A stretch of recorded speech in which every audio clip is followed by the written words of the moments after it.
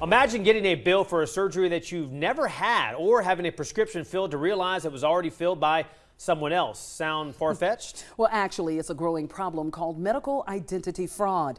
Fox 54's Cheryl Renee explains in tonight's special report, Medical ID Theft. In a February study by the Poneman Institute, which conducts independent research on information security, 2.3 million adults had someone fraudulently use their personal health information for medical services in 2014. That's up 21% from the year before. Think it can't happen in East Alabama or West Georgia? A woman in Georgia fell victim. She did not want to go on camera, but she did tell the Wall Street Journal someone used her social security number to get treatment. She found out from a collection agency. Once they get something like a date of birth and social security number, that's golden. That lives on forever. They can perpetrate fraud forever and forever. Ann Patterson is program director of the Medical Identity Fraud Alliance, or MIFA. It's composed of companies working to prevent this type of fraud. She says personal health information, or PHI, sells more on the black market than traditional financial identities such as your credit card or bank account numbers, which you can close if you have to.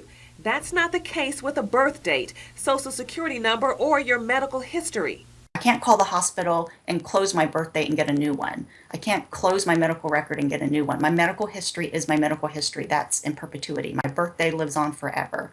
So all of these things are kind of converging together, and the criminals know that. Unfortunately, it's very difficult to avoid fraud once someone has your medical ID. But there are these 5 ways to lessen the possibility of someone getting your identity to begin with. 1. Check all of your health statements, explanation of benefits, and invoices for unexplained medical procedures. MIFA says 50 to 60% of victims don't check their health care paperwork. So when you look at those documents, that's an early warning sign. If you see a doctor's visit that you never had, certainly if you see a surgery that you never had. And so you should be looking at those statements and scrutinizing them the same as you would your financial statements. 2. Don't just give out your social security number or date of birth to anyone claiming to be from Medicare, your health plan, or hospital. Verify who you are speaking with first. 3. Don't overshare on social media. You see postings in social media about, I'm on my way to the hospital for my surgery, wish me luck, that kind of thing. So criminals know this. 4. Shred all health-related documents you no longer need. And the last but very simple one that I often overlook is removing the label from the medicine bottle and shredding it with the leaflet of information that comes with your prescription. Now, if you're tempted to freeze your credit, don't. That's a waste of time. Freezing your credit will simply stop new lines of credit from being opened. From the healthcare side, there's no way a credit freeze is going to stop somebody from going into an emergency room claiming that they have some sort of condition.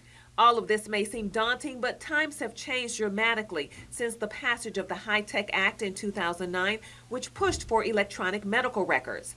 Now health insurers are becoming vulnerable. Earlier this year, Anthem's database was hacked, which contained the personal information of about 80 million people. That's a huge amount of data available to thieves.